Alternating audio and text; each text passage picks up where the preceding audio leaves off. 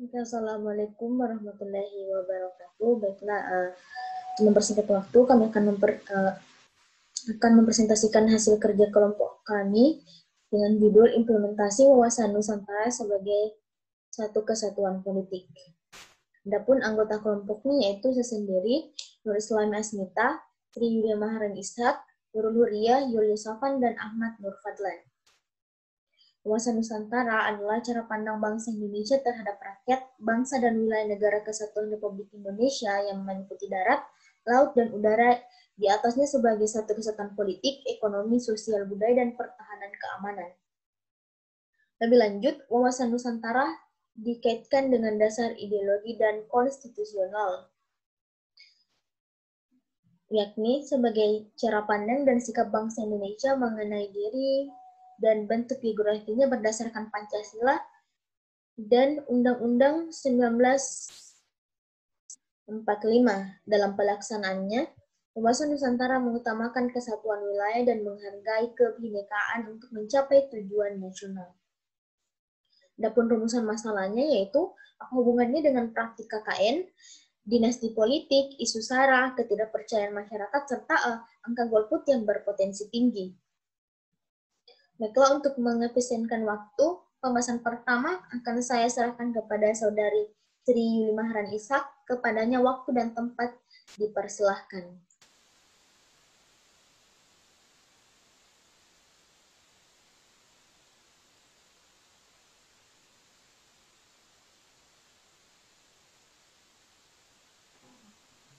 Terima kasih waktunya. Praktik KKN. Dalam Undang-Undang Republik Indonesia Nomor 28 Tahun 1999 tentang penyelenggaraan negara yang bersih dan bebas dari korupsi, kolusi, dan nepotisme, KKN adalah suatu tindakan yang sangat merugikan bagi setiap kalangan masyarakat dan negara, dikarenakan KKN hanya menguntungkan suatu pihak tertentu yang memiliki kekuasaan berlebih, sehingga orang-orang kecil dan jujur akan dirugikan. Oleh karena setiap hal yang berhubungan dengan KKN harus cepat dihilangkan dan dihapuskan dari kebiasaan masyarakat, khususnya negara Indonesia. Untuk melakukan pencegahan terhadap praktik KKN, pemerintah Indonesia mengeluarkan landasan hukum yaitu Undang-Undang Republik Indonesia Nomor 28 Tahun 1999 tentang penyelenggaraan negara yang bersih dan bebas dari korupsi, kolusi, dan nepotisme.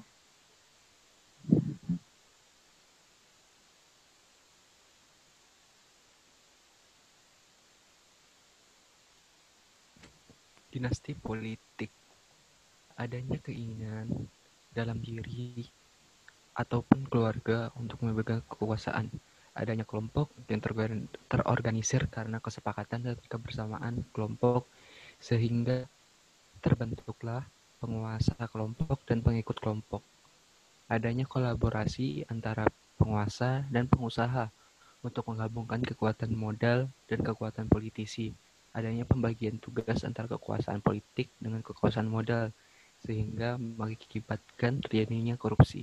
Next. Isu SARA. Isu SARA adalah salah satu isu yang sedang berkembang pesat di Indonesia belakangan ini. Kepanjangan SARA, yaitu suku, agama, ras, dan antar golongan, telah menjadi salah satu politik konflik sosial yang merupakan sangat sensitif bagi sebagian besar publik. Salah satu alasannya karena multikulturalisme yang terdapat dalam kehidupan masyarakat Indonesia. Keberagaman suku, ras, agama menjadi isu sensitif semenjak praktik politik identitas mulai digunakan oleh para elit politik dalam kampanye-kampanyenya. Mobilisasi massa menggunakan konten SARA dirasa menjadi salah satu jalan tercepat, termudah untuk menarik simpati dan dukungan. Dan pada praktiknya, hal ini memberikan hasil yang cukup signifikan. Next.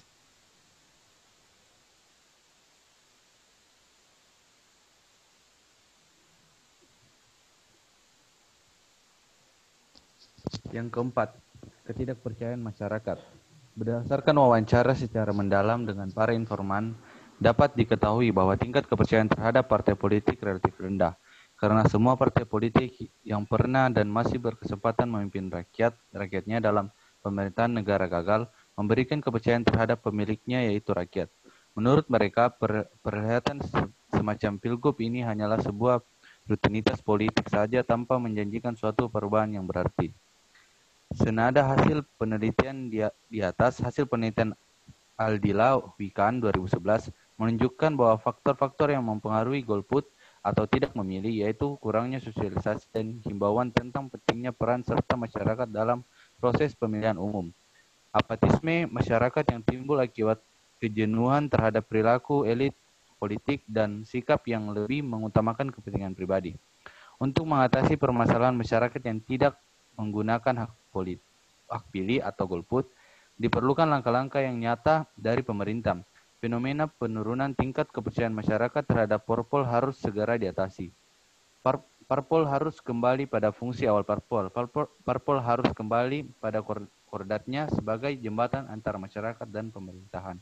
Untuk menyampaikan apa yang menjadi input dari masyarakat, parpol bukan hanya sekedar alat penggeruk dukungan masyarakat untuk legitimasi kekuasaan, tapi juga harus mampu menjalankan fungsinya sebagaimana mestinya. Untuk itu, partai politik perlu melaksanakan fungsinya dengan benar dan tepat, yang meliputi fungsi agregasi, fungsi artikulasi, fungsi edukasi, dan fungsi rekrutmen. Yang kelima, angka golput yang berpotensi tinggi. Golput adalah singkatan dari golongan putih, yaitu orang-orang yang tidak menggunakan hak pilihnya dalam proses pemilihan umum, baik karena disengaja maupun karena penyebab lainnya. Berdasarkan hasil wawancara secara mendalam dengan para informan, dapat diketahui bahwa faktor-faktor yang mempengaruhi terhadap tingginya golput pada pemilihan umum disebabkan oleh yang pertama, korupsi aktor-aktor politik. Di dalam dunia politik, korupsi mempersulit demokrasi dan tata pemerintahan yang baik dengan cara menghancurkan proses formal. Korupsi di pemilihan umum dan di badan legislatif mengurangi akuntabilitas dan perwakilan di pembentukan kebijaksanaan. Korupsi di sistem pengadilan menghentikan ketertiban hukum, dan korupsi di pemerintahan publik menghasilkan ketidakseimbangan dengan pelayanan masyarakat secara umum. Korupsi mengkikis kemampuan institusi dari pemerintah karena pengabaian prosedur, penyedotan sumber daya, dan pejabat diangkat atau dinaikkan jabatan bukan karena prestasi. Pada saat yang bersamaan, korupsi mempersulit legitimasi pemerintahan dan nilai demokrasi seperti kepercayaan dan toleransi. Next. Yang kedua, faktor sosial ekonomi. Selain tingkat pendidikan, jenis kelamin, kelas sosial, agama, dan keadaan ekonomi turut mempengaruhi tingkat kehadiran pemilih pada saat pemilu.